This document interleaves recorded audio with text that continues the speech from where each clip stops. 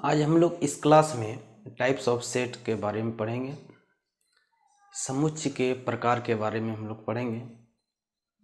तो हेडिंग दीजिए आप लोग टाइप्स ऑफ सेट्स।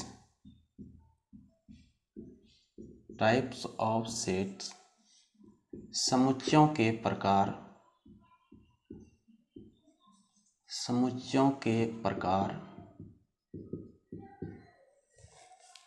तो पहला देखते हैं इसमें एम्प्टी सेट, या इसी को बोला जाता है वॉइड सेट, या फिर इसी का दूसरा नाम है नल सेट, या इसी का और नाम है जीरो सेट।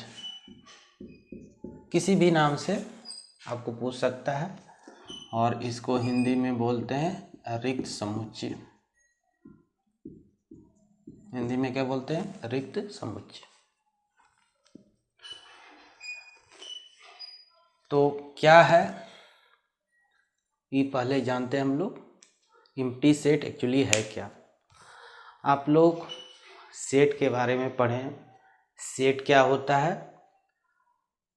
यानी वस्तुओं के सुपरिभाषित संग्रह को ही हम लोग क्या बोलते हैं? समुच्चय बोलते हैं।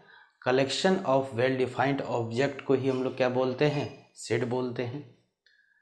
तो एक ऐसा सेट जिसमें एक भी एलिमेंट ना हो, उसी को हम लोग क्या बोलते हैं? एम्प्टी सेट बोलते हैं। अब बहुत को ये भी समझ में नहीं आता होगा कि एलिमेंट क्या है। अगर एक सेट ए है और सेट ए को हमेशा कैपिटल लेटर से हम लोग डिनोट करते हैं, तो 1 2 3 4 जो इंडिविजुअली, इसको हम लोग क्या कहेंगे? एलिमेंट बोलेंगे, अवयव बोलेंगे। तो एक ऐसा सेट जिसमें एक भी एलिमेंट नहीं हो, उसी को हम लोग क्या बोलते हैं?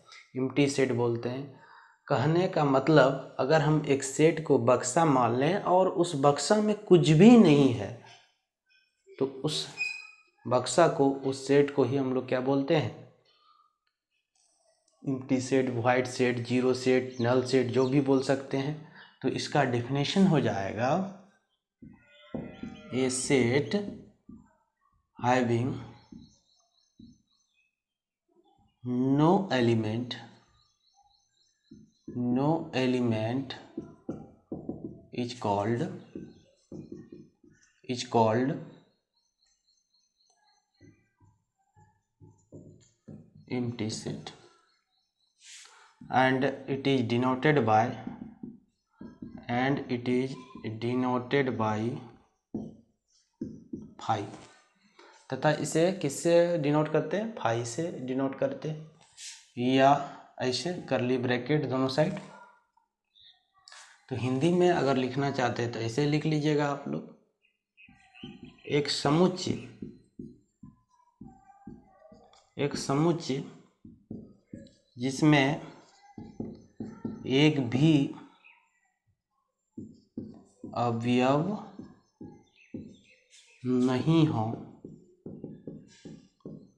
हो, रिक्त समुच्चय कहलाता है। रिक्त समुच्चय कहलाता है। तथा इसे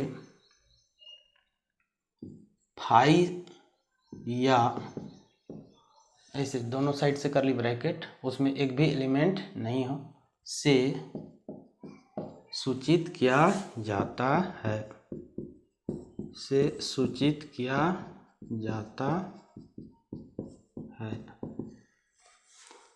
जैसे लिख सकते हैं, अगर एक सेट मान के चल रहे हैं कि आप सेट को रिप्रेजेंट करने के लिए सीख चुके हैं।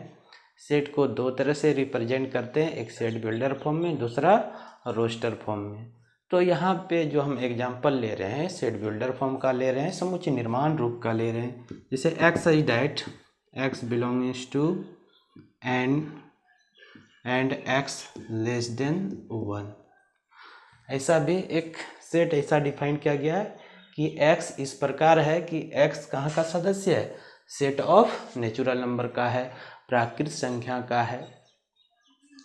और x का मान 1 से छोटा है। तो आप जानते हैं कि सेट ऑफ नेचुरल नंबर क्या होता है, काउंटिंग नंबर एक्चुअली क्या होता है कि गिनती की संख्या को ही हम लोग क्या बोलते हैं, नेचुरल नंबर बोलते हैं, प्राकृतिक संख्या बोलते हैं। और गिनती कहाँ से चालू होती है, 1 से चालू होती है। तो 1 2 3 4 5 n ऐसे हो जाता है, 1 2 3 4 5 ऐसे चलते जाएगा। तो यहाँ पर पहला कंडीशन क्या बोल रहा है, सेट ऑफ नेचुरल नंबर यानी x belongs to n and x less than 1। तो ऐसा तो संभव नहीं है ना, इसलिए संभव नहीं है कि x का मान 1 से छोटा नहीं हो सकता है, यानी एक ऐसा सेट है जिसमें एक भी एलिमेंट नहीं है। तो ये किस प्रकार का सेट हो गया, रिक्त समुच्चय हो गया। इसी प्रकार अगर हम एग्जाम्पल लें, x is that x is या x belongs to r and x is root of x square plus 1 equal to 0। तो x स्क्वायर प्लस 1 का रूट कहने का मतलब यहाँ पर शून्यक।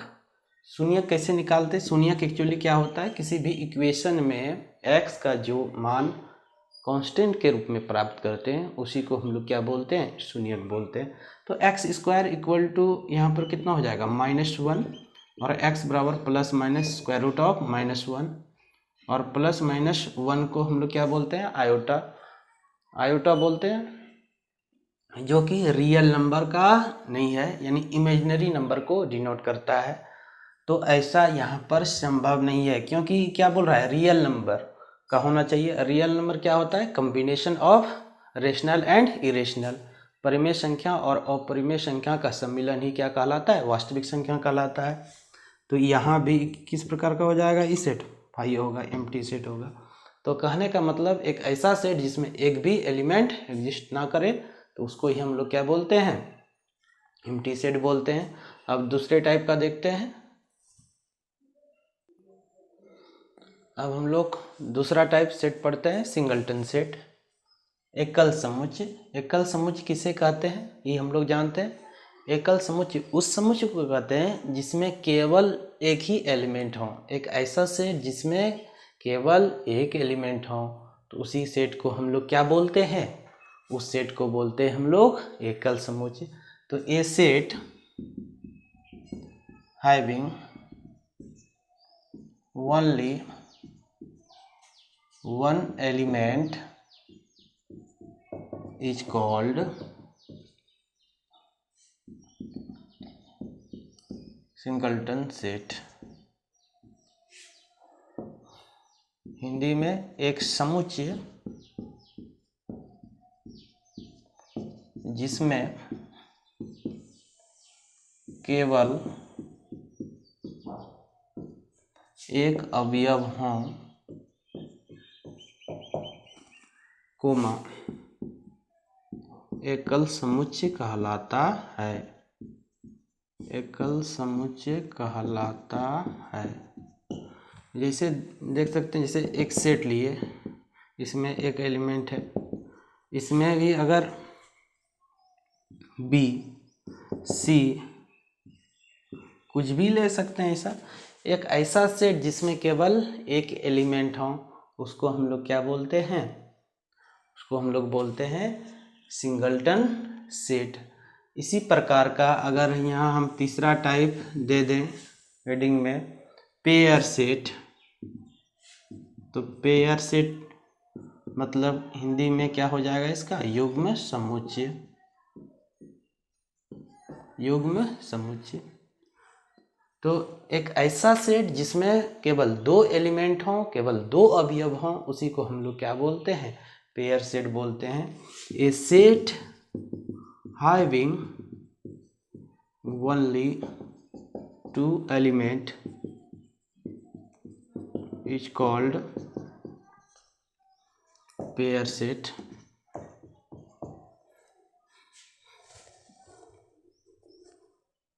एग्जाम्पल के लिए देख सकते हैं, जैसे एक सेट लिए, set containing A B, set B ले लिए, मान लेते हैं 3 4 या सी, अगर यहाँ पर ले 4 5, तो एक ऐसा सेट जिसमें केवल 2 अवयव हों उसी को हम लोग क्या बोलते हैं? पेयर सेट बोलते हैं, युग्म समुच्चय बोलते हैं। अब नेक्स्ट टाइप देखते हैं फिर। अब हम लोग जानते हैं कि फिनाइट और इनफिनाइट सेट क्या होता है, परिमित और अपरिमित समुच्चय क्या होता है, इसको एग्जाम्पल से समझते हैं हम लोग। अगर एक सेट लें जैसे 1 2 3 4, तो इसमें नंबर ऑफ एलिमेंट कितना है? 4 है। और एक सेट ऐसे लें जैसे 1 2 3 सो ऑन 10, तो इसमें टोटल नंबर ऑफ एलिमेंट कितना है? 10 है। इसी प्रकार एक सेट ले लेते हैं जैसे 1 2 3 डॉट डॉट डॉट डॉट चलते जाएगा। तो ये सेट ए और सेट बी में क्या पता चल रहा है कि नंबर जो है वो फिनाइट है। कहने का मतलब इसको हम लोग काउंटिंग कर सकते हैं कि कितना है, इसमें फिक्स्ड है, कुछ ना कुछ है। और इसमें है 1 2 3, कहाँ तक जाएगा पता नहीं है, इन्फिनाइट तक, ये ना कहाँ तक जाएगा उधर, इन्फिनाइट तक, अनंत तक। अब एक वर्ड यूज करते हैं हम यहाँ पर, cardinal. Cardinal number, cardinal number क्या होता है उसको समझिए। इस सेट में कितना एलिमेंट है? 4 एलिमेंट है। तो एन ए बराबर 4, यही यानी number of element in set A equal to 4। N A बराबर जो 4 हुआ इसी को हम लोग कार्डिनल नंबर बोले। एन बी बराबर कितना है? इसमें टोटल एलिमेंट 10 है, तो एन बी को भी हम लोग क्या बोले? कार्डिनल नंबर बोले। तो एक ऐसा सेट जिसमें नंबर ऑफ एलिमेंट फिनाइट हो उसे हम लोग क्या कहते हैं? फिनाइट सेट कहते हैं। अदरवाइज क्या होता है? इनफिनाइट सेट होता है। तो इसका डेफिनेशन देखिए, a set in which number of element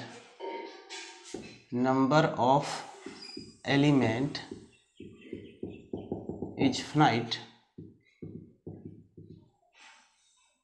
finite comma दे के लिख दीजिए, इज कॉल्ड या is called finite set, otherwise infinite. एक समुच्चय, इसका हिंदी में भी लिख देते हैं, एक समुच्चय जिसमें अवयवों की संख्या निश्चित हो, कॉमा परिमित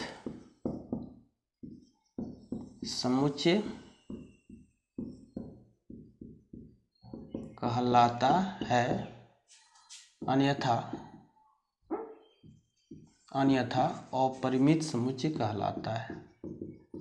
अन्यथा अपरिमित समुच्चय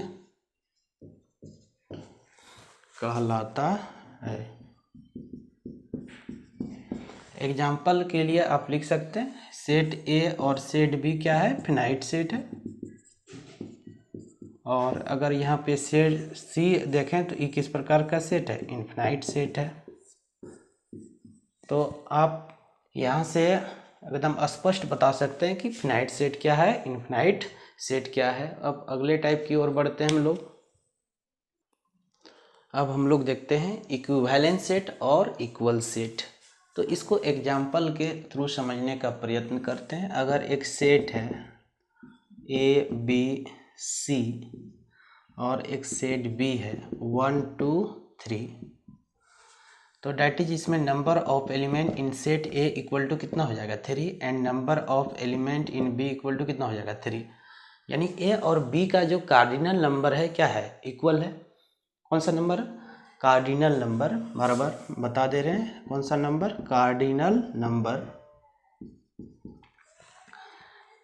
तो इस सेट ए और बी क्या कहलाएगा? इक्विवेलेंट सेट कहलाएगा। लेकिन यहाँ पर देखें ए बी सी और सेट बी में भी अगर ए बी सी, तो सेट ए में जितना एलिमेंट है सेट बी में उतना एलिमेंट तो है ही, साथ ही साथ सेट ए में जो जो एलिमेंट है वही सेट बी में भी है। तो इसलिए यहाँ पर ये क्या कहलाएगा, इक्वल कहलाएगा, ए इक्वल टू बी। और ये किस प्रकार का सेट कहलाएगा, इक्विवेलेंट सेट। और एग्जांपल लेके देख सकते हैं, जैसे ए बराबर ले लेते हैं कुछ एक्स वाई जेड 1 और बी बराबर ले सकते हैं 3 4 6 मान लेते और एगो एक्स। तो इसमें नंबर ऑफ एलिमेंट कितने के बराबर है, 4। इसमें भी नंबर ऑफ एलिमेंट कितने के बराबर है, 4। तो यहाँ पर ए और B, here A and B are equivalent, समतुल्य है, बराबर नहीं है लेकिन समतुल्य है। और इसमें क्या होना चाहिए, एलिमेंट एग्जैक्ट बराबर होना चाहिए इक्वल सेट में। तो इसमें क्या, अगर ए और बी दो सेट है, if A and B be two set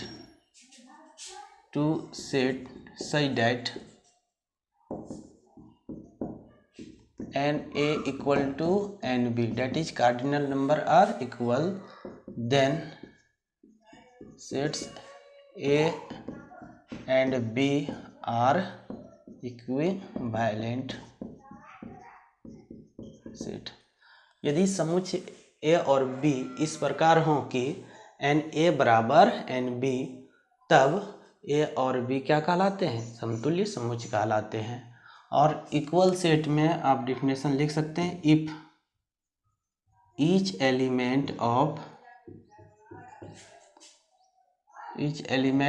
set A is also an element of set B and each element of set B is also an element of set A, then sets A and B are equal। तो इसको हिंदी में लिख सकते हैं, यदि समुच्चय ए का प्रत्येक अवयव समुच्चय बी का भी एक अवयव हो तथा समुच्चय बी का प्रत्येक अवयव समुच्चय ए का भी एक अवयव हो, तब समुच्चय ए और बी क्या कहलाते हैं, समान समुच्चय कहलाते हैं। तो इसको डिनोट किया जाता है ए इक्वल टू बी से। यदि आप लोगों को ये पूरा कंसेप्ट समझ में आया होगा तो, और अभी तक चैनल को सब्सक्राइब नहीं किए हैं तो सब्सक्राइब कर लीजिएगा, लाइक कीजिए, और बहुत अच्छा लगा हो तो दोस्तों के बीच भी शेयर कीजिएगा। पूरा वीडियो देखने के लिए धन्यवाद।